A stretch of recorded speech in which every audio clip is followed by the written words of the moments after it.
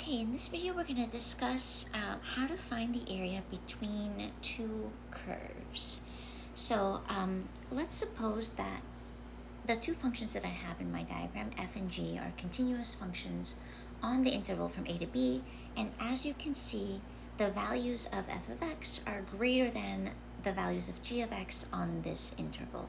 And I'm interested in finding the area between these two functions. So to think about this, we can consider what you know already about the area between two curves. So one way to think about this is to think, well, we know, right now we're considering both f and g are continuous and the values of g of x are less than or equal to the values of f of x. That means, well, we can think about the area between g of x and the x-axis on AB is this piece that I'm shading in green. So that, what I shaded in green, is actually the integral from a to b of g of x dx. And I'm going to shade in blue the integral from a to b of f of x dx. So notice that the integral from a to b of f of x dx will be the area of the region between f of x and the x-axis over this interval from a to b. So the region that I'm shading in blue is the integral from a to b of f of x dx. So you can see that if we're interested in the area between the two functions, then we could find a difference, right? We could take a difference of these areas, and that would give us the red piece, which is the area between the two functions. So we can find this difference, and we will get the area between y equals f of x and y equals g of x.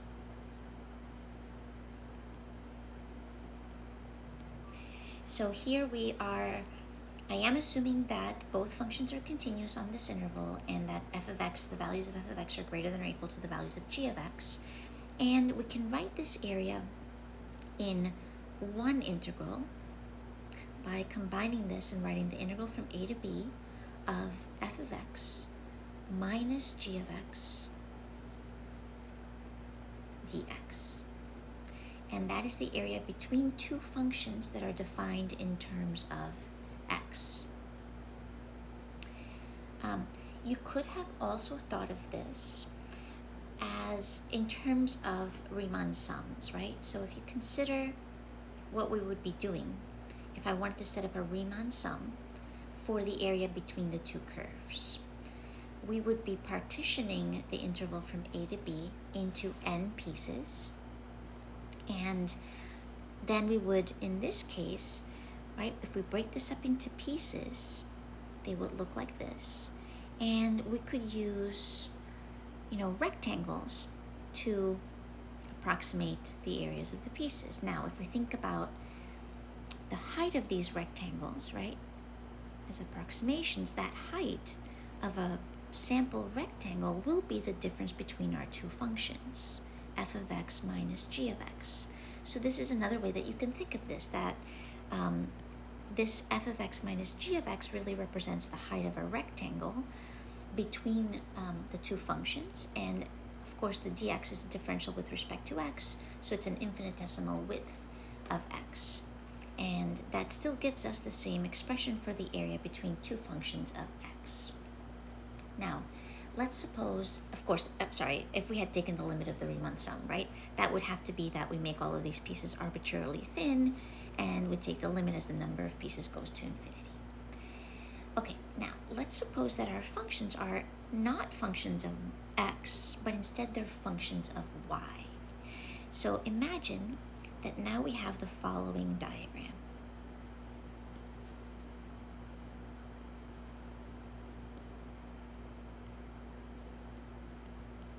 And suppose that I have here, this function is x equals f of y. Let's talk about what this means, right? It's not a function of x because if we thought of x as the independent variable and y as the dependent variable, for one value of x, there may be multiple values of y that are mapped to that value of x, and that is not a function. A function, by definition, tells us that every input value will have exactly one output mapped to it. However, this is a function of y, and that's because now my inputs are y. So if I pick an input value of y, that input value has exactly one value of x that is its output. And that x is this horizontal distance from the y-axis to the function. Right? So this is our x value for a specific input of y. So that's why we're calling this a function of y, where y is the independent variable. So let's suppose that now we want to find the region between two functions of y. So my second function of y maybe looks something like this. Let's call that x equals g of y. G of y. And again, we're going to assume that f and g are continuous functions on the interval, the y interval from c to d, and the values of g of y are less than or equal to the values of f of y. So this is the assumption we're going to make, and let's think about this. So our interval will be from c to d. This is a y interval, and both of our functions are continuous on that interval, and this means, right here, means that the x values for a specific y on g are always going to be smaller than, right? So that x value from here to here, that value is less than this length for the same y. So that's what our inequality means. And if this is the case, well, we can do the same thing that we did above. Imagine like turning your head 90 degrees in the clockwise direction.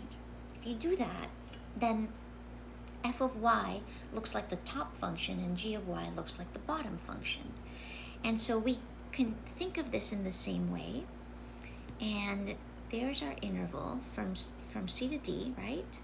And if I find the integral of g of y from c to d, we would get this area in green.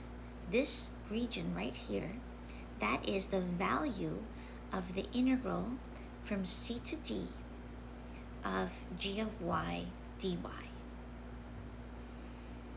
And the value of the integral from c to d of f of y dy, I'm going to shade it in blue, is all of this area.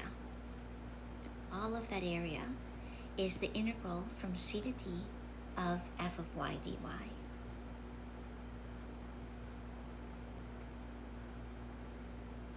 And if I want the area of the region in between those two, we can subtract these areas to get the one that's in between. So the area between our two functions from c to d is the shaded region in red, and we obtain that by taking the integral from c to d and subtracting the rightmost function minus the leftmost function. So here I'm just going to write the rightmost because that has greater values of x minus the leftmost function. And in the above diagram, when our functions were functions of x, we did the top function minus the bottom function. So this is how we find areas between two functions, either functions of y or functions of x. We'll do some examples in upcoming videos.